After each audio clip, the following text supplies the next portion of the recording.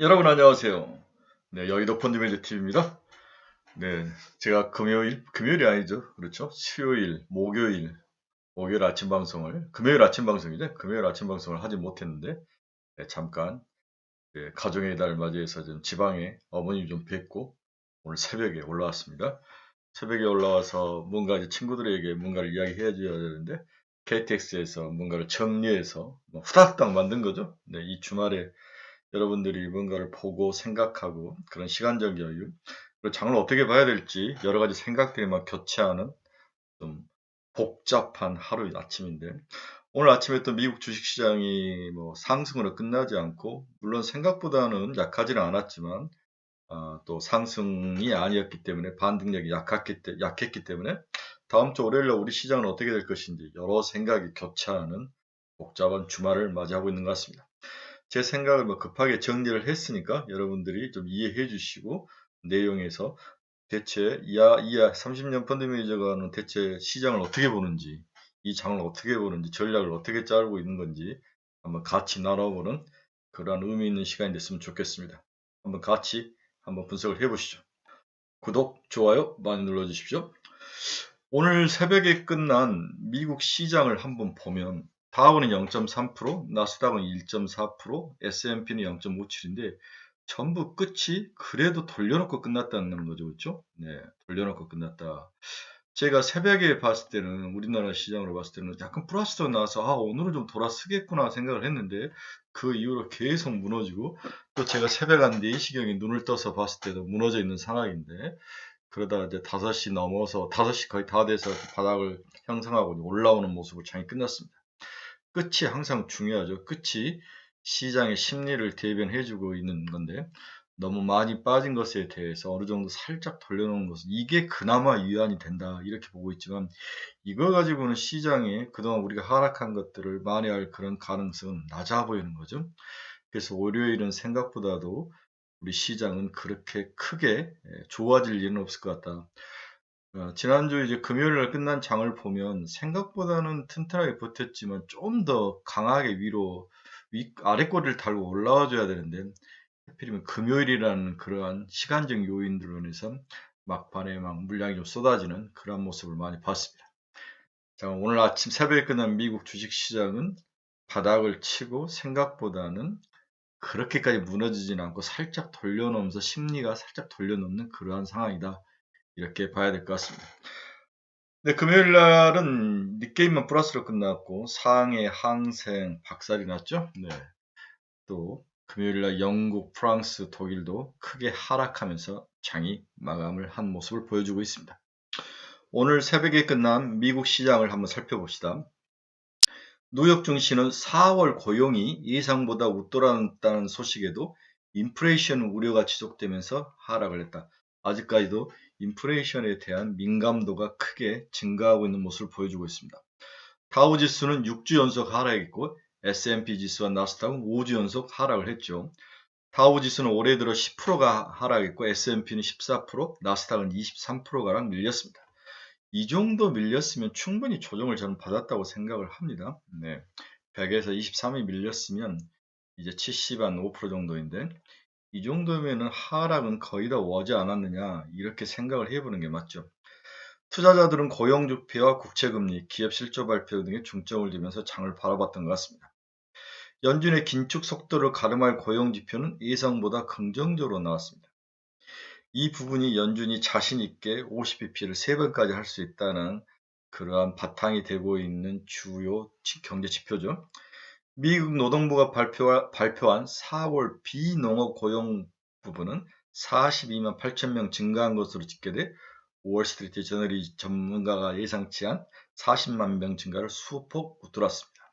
고용은 여전히 나쁘지 않다고 이야기를 하고 있네요. 하지만 제가 여러 번 이야기했지만 고용 시장은 어느 순간 일시적으로 말려서 하락할 가능성이 항상 있죠. 미국 기업들은 경제가 나쁠 때도 구조조정을 하지만, 경기가 좋고 향후에 미래의 경기가 꺾일 가능성이 있어도 구조조정을 한다는 거죠. 어느 기업이 강력하게 구조조정을 실시한다면 모든 업종들이 따라서 하는 경향도 강하게 있기 때문에 이 부분을 믿지 말아야 되는, 이건 과거의 모습이죠. 이 통계치는 과거의 모습이자 향후 2분기, 3분기에서는 다를 수 있다는 거죠. 지금 경기가 아주 나쁘다고 예상을 하고 있기 때문에 언제 이 고용 부분이 무너질 수 있다는 사실을 늘 염두에 두시고 이 과거 백미러 보고 운전하는 이 수치를 믿으시면 안 됩니다. 또 2월 고용도 75만 명에서 71만 4천 명 증가로 고쳤고 3월 고용도 43만 1천 명에서 42만 8천 명으로 다소 하향 수정을 했습니다. 4월 실업률은 전월과 같은 3.6%로 집계됐고 시장 예상치 3.5%보다 소폭 올랐습니다. 경제활동 참가율은 62.2%로 팬데믹 이전보다 여전히 1%가량 낮은 수준이죠. 그러면 이 정도는 크게 문제될 것은 없습니다. 4월 시간당 평균 임금도 중요한데 평균 임금은 전월비보다 0.1달러 오른 31.85달러를 기록했고 전년 동기비로는 5.46%로 올랐다. 이 말은 미국의 고용시장과 임금이 나쁘지 않다는 거죠. 이러한 과거 백미러로 보는 숫자로 봐서는 미국의 소비라든지 경제가 침체로 갈 확률은 낮아 보이죠.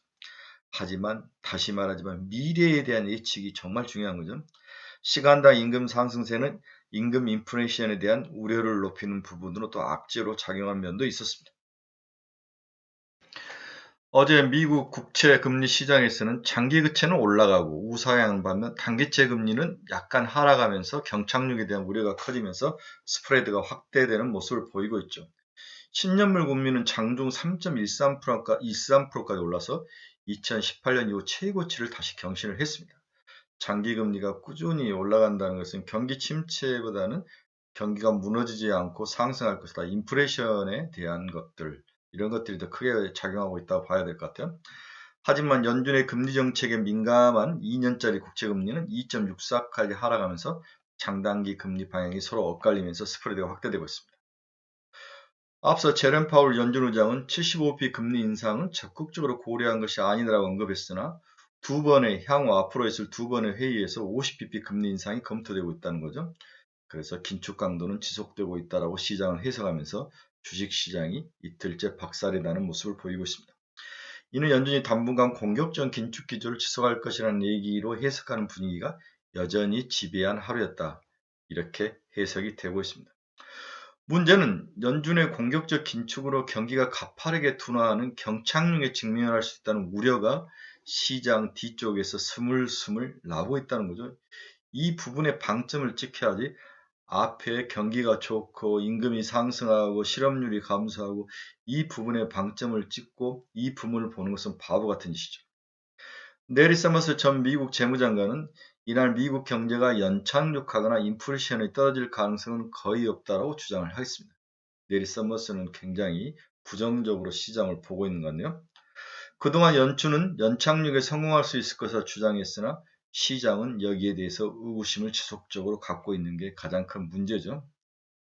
닐 카시카리 미니애폴리스 연방준비은행 총재는 이날 연설에서 연준이 이미 신호를 보낸 금리 인상과 대차 대출 축소 후 선제 안내를 따라가면서 중립금리 수준이 어디에 있는지를 계속 평가해야 한다고 주장을 했습니다. 이분은 카시카리는 대표적인 비둘기죠. 금리를 올리지 않고 통화를 지속적으로 풀어야 되는 쪽을 주장하는 이러한 비둘기파이신데 이분은 중립금리 수준이 어디인지를 계속 평가를 해야 된다. 약간 시장에 긍정적인 신호를 보내고 있었습니다. 미국 10년짜리 국채금리도 3.142%까지 올라와 있는 그런 모습을 보이죠. 1.5에서 시작해서 3.142까지 더블로 지금 올라가 있는 그런 모습이다. 올 12월에 1.5였지 않습니까? 그렇죠? 근데 거의 5개월 만에 3.14까지 금리가 2배가 올라가 있는 그러한 초고속 아주 그 금리 상승 강도가 과거 어떤 시절보다 강하게 나타나는 그러한 아주 불안정한 터뷸런스가 강한 그러한 시장의 모습을 보여주고 있습니다. 카시키리는 대표적으로 비둘기파인데 그분이 말씀하신 것들을 들어보면 굉장히 비둘기적인 모습이 많죠. 우크라이나 전쟁 소식과 중국 코로나19 봉쇄 조치로 공급망 정상화가 지연될 수 있다. 공급 제약이 빠르게 풀리면 정책을 중립으로 되돌리거나 정책을 중립으로 되돌린다는 것은 금리 인상을 좀 약화시키겠다는 거죠. 인플레이션을 낮추기 위해 금리를 약간만 올리면 될 수 있는 상황도 올 수 있다. 이렇게 비둘기적인 이야기를 한 거죠.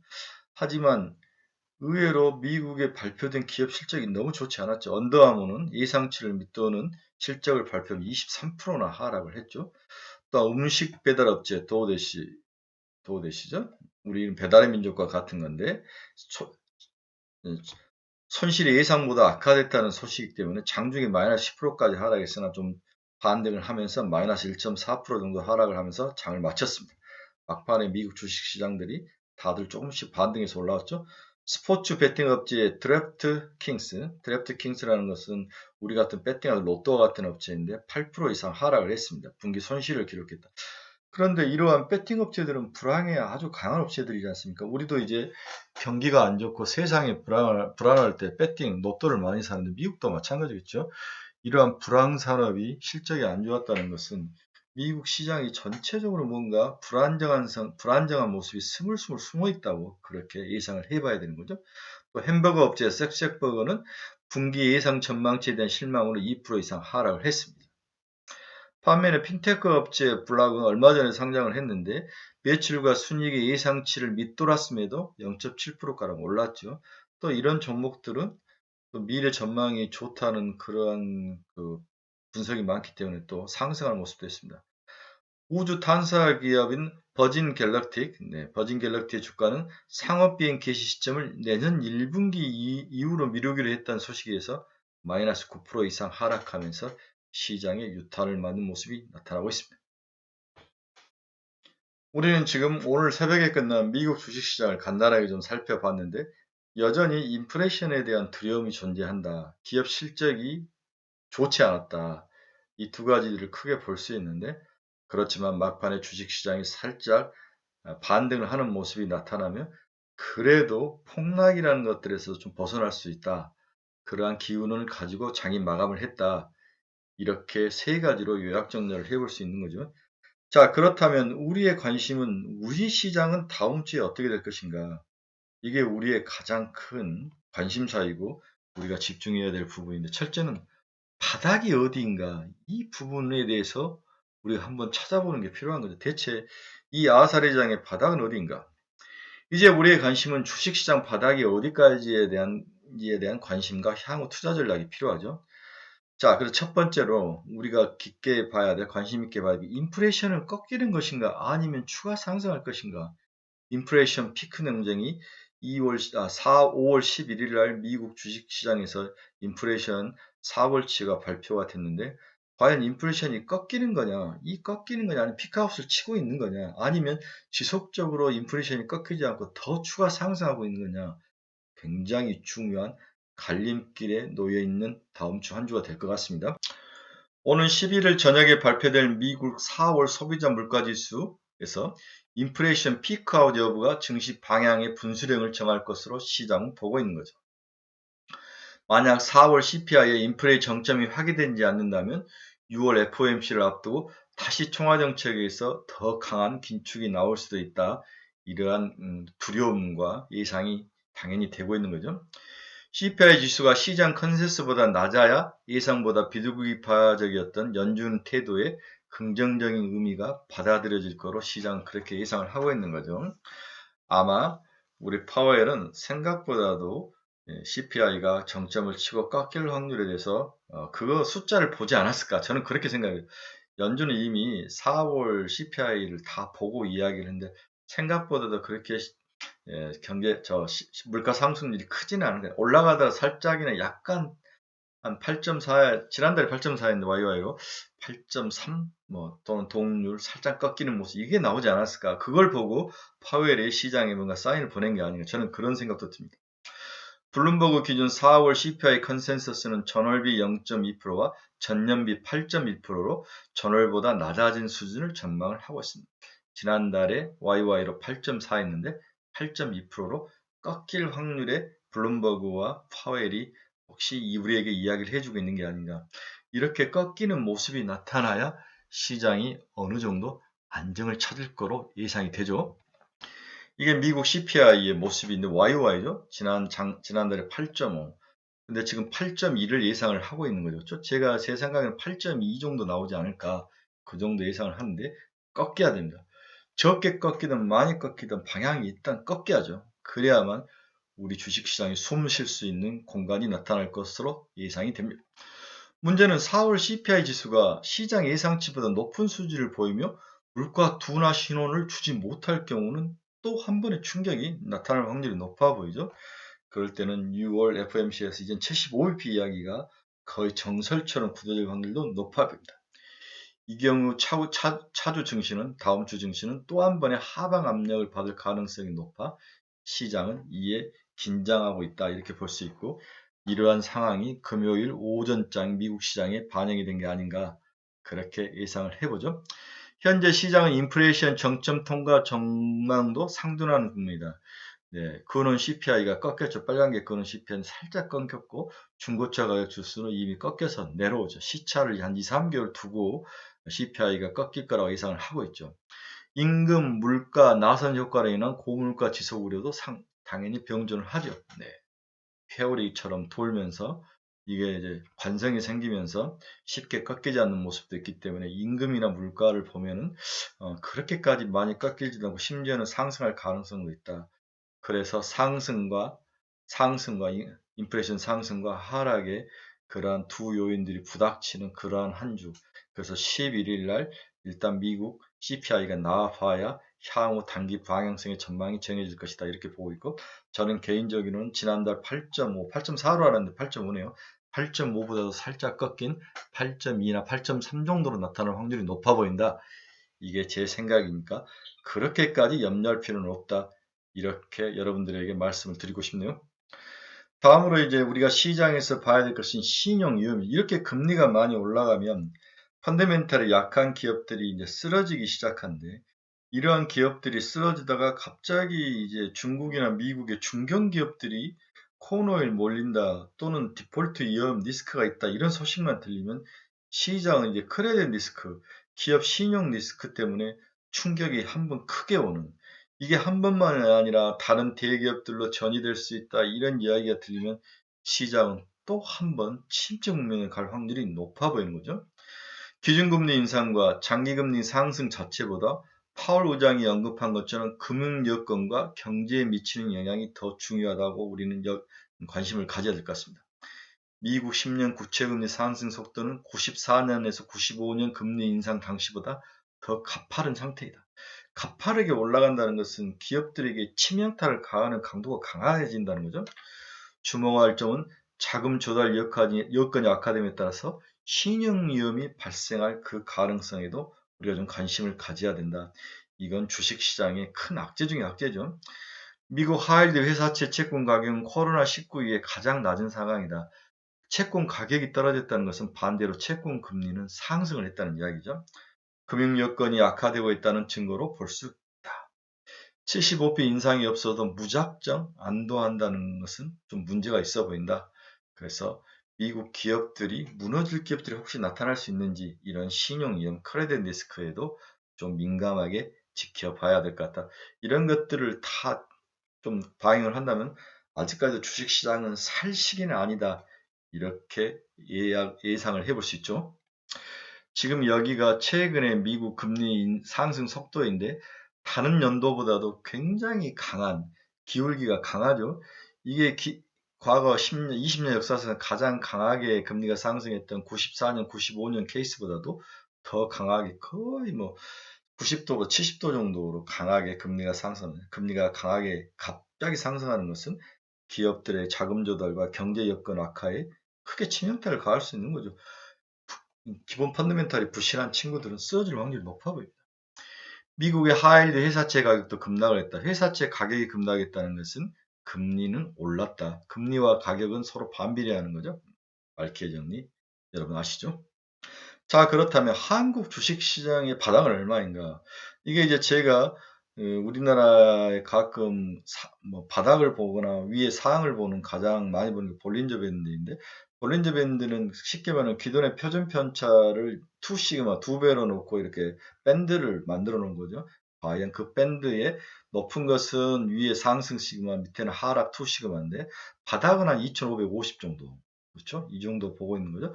우리나라 주식시장이 무너지지 않고 이렇게 꾸준히 옆으로 행보하는 것들이 최근에 나타난 가장 큰 특징이죠. 미국은 이것보다 더 강하게 무너졌는데 우리나라는 이 조그만 밴드 안에서 갇혀 있으면서 강하게 버티고 있는 모습. 살짝 바닥 찍고 다시 올라오고 2600이 깨졌다 올라오고 또 이러한 모습들이 나타나는데 이것을 긍정적으로 볼 것이냐 부정적으로 볼 것이냐 약세장에서 무너지지 않고 버티는 것은 긍정적인 요인으로 봐야죠. 그 이유를 제가 여러 번 이야기, 첫째, 우리나라는 제조업으로서 제조업 굉장히 강한 모습인데 이 제조업이 강한 모습이 우리나라 경제를 받치고 있다. 수출이 잘 된다. 물론 수입을 해서 수출을 하는데 원자재 가격 상승이나 수입이 더 올라가지만 수출이 줄지 않고 지속적으로 상승한 상태에서 수입이 더 늘어나는 것은 큰 문제는 아닙니다. 그렇죠? 세 번째, 최근에 발표하고 있는 우리나라 기업의 실적이 나쁘지가 않아요. 생각보다도 어닝 서프라이즈들이 많이 나오는 거죠. 그렇죠? 네.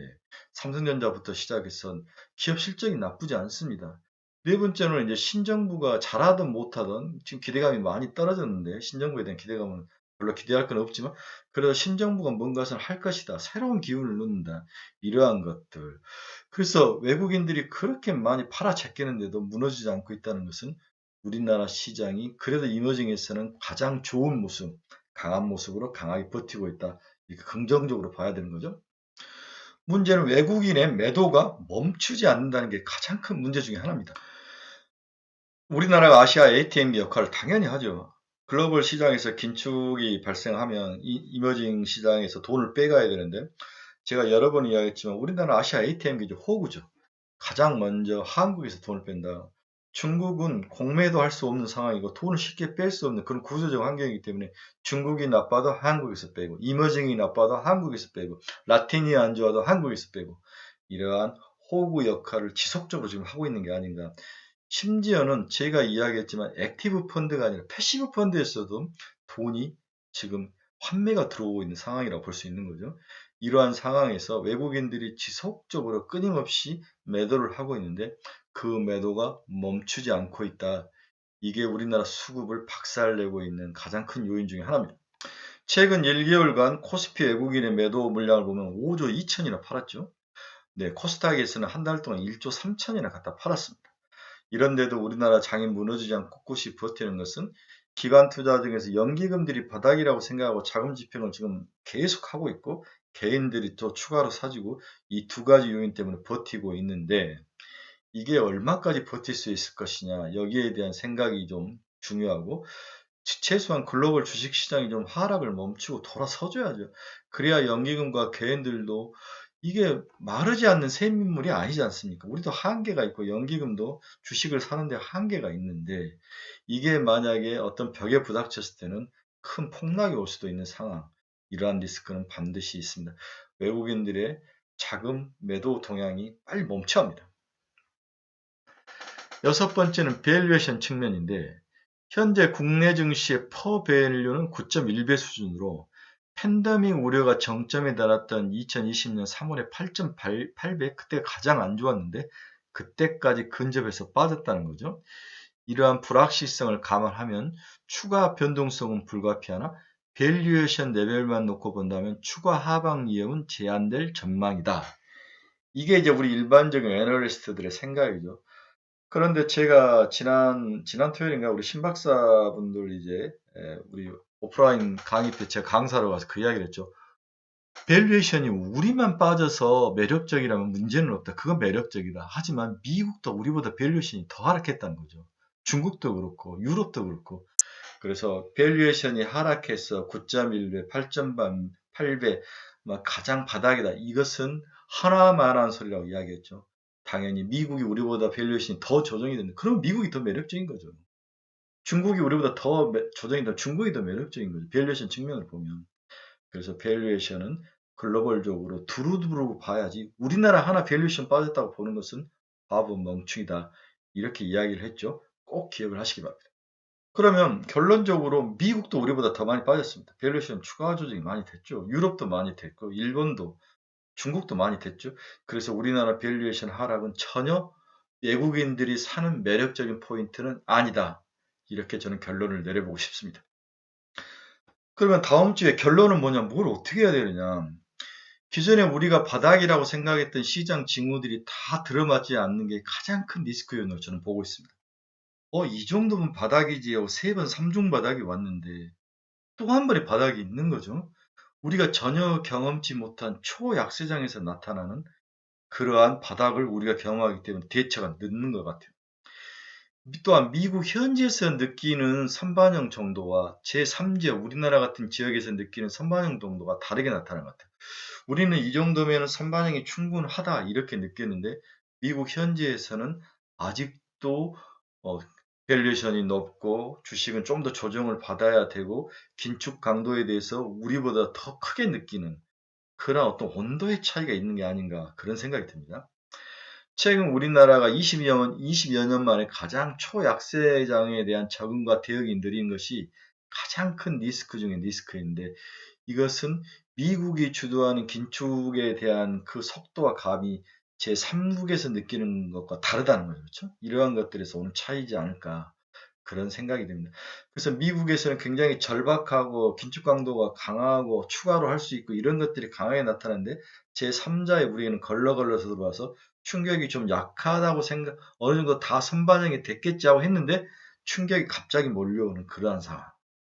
이러한 것들이 가장 큰 문제이고 이러한 부분에서 이런 센티적인 측면에서 아날로그적인 측면에서 우리가 대비가 안 되어 있다는 게 현재 우리 한국 시장 문제로 그렇게 저는 보여진다는 거죠.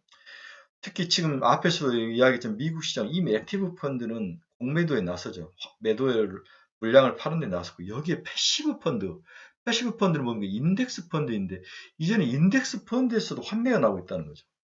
이 부분이 우리 시장을 더욱 꼬여가게 하고 3중 바닥을 뚫고 4중 바닥, 5중 바닥을 형성하는 가장 큰 원인이지 않을까. 그렇다면 인덱스 펀드가 가장 많이 들고 있는 것은 시총이 강한 IT, 테크, SNS, IT, 제약바이오 이런 비중 있는 종들을 많이 들고 있다는 거죠. 이런 부분들을 인덱스에서 기술적으로 막 기계적으로 토해내고 있기 때문에 이 정도면 바닥이지 않나 사야 되지 않나 했는데 또 충격이 한번 더 오는 그러한 양상이 지속되고 있다. 그래서 미국에서는 액티브 펀드에서도 이어서 패시브 펀드에서도 환매가 나오고 있다. 매도가 나오고 있다. 이 부분을 우리가 간과하고 있지 않았나 그렇게 예상을 해봅니다. 특히 레버리지 ETF 두 배씩이니까 한 배만 파는 게 아니라 이제 두 배씩 팔아야 되는 거죠. 이러한 것들이 한꺼번에 몰빵으로 찍어서 나오고 있는 상황. 이게 현재 미국 주식시장이 생각보다도 더 약하게 초약세로 수급이 무너지는 상황을 대변하고 있는 원인 중에 하나이지 않나. 여기에 미국 헤지펀드들이 공매도로 공격하면서 얘들은 하락해도 먹을 수 있는 그런 공매라는 제도를 가지고 있기 때문에 집중적으로 많이 올라있는 IT를 집중적으로 때려. 왜냐면 IT가 유동 물량이 많고 대차받기 쉽고 빨리 빠져나올 수 있는 그러한 장점, 거기에 밸류에이션이 높고 금리 인상이 약하고 이러한 것들을 찍어서 때리고 있다 이렇게 볼 수 있는 거죠.